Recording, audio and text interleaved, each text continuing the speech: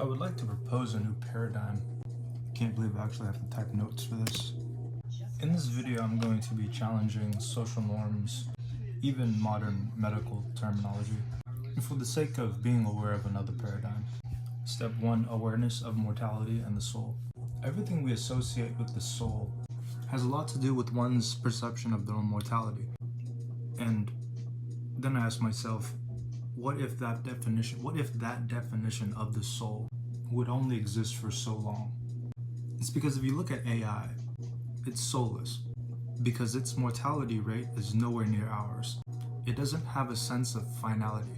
It could just copy and paste its memory into another server.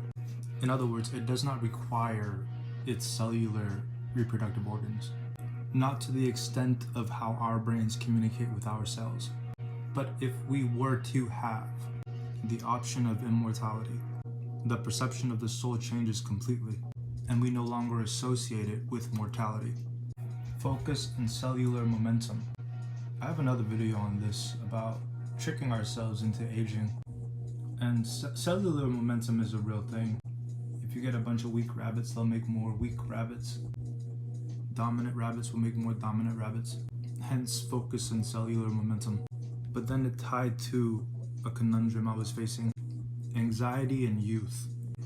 The two correspond quite often, more so as we age because our body is trying to reproduce at a state it no longer can, or it thinks it no longer can.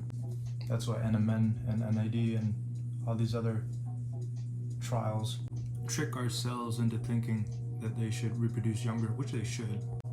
But it's the perpetual strain and wear and tear of its environment and gravity that prevents such. So we make it spiritual and nonsensical, tying it right back to awareness of mortality and the soul. And now for the final aspect, dystopia of reverse logic. There is going to be a collapse of psychological logic. Somewhere, somehow, someone is about to find out that nothing is as solid of a representation of the mind as we assume. I can't quite put my finger on it, but there's a pattern that's showing itself. But it's like the chips are breaking apart and a new light is flashing itself at us. That's why I call it the dystopia of reverse logic.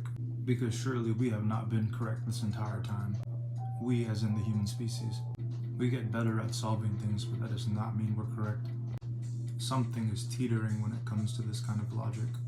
Modern psychological logic. And I am betting it has a lot to do with the perceptiveness of a soul.